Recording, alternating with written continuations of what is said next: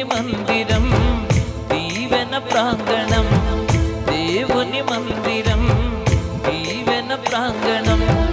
మానక వెళ్ళడం క్రైస్తవ లక్షణం, మానక వెళ్ళడం క్రైస్తవ లక్షణం.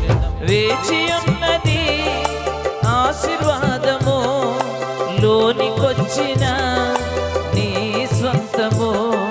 వేచి ఉన్నది ఆశీర్వాదము,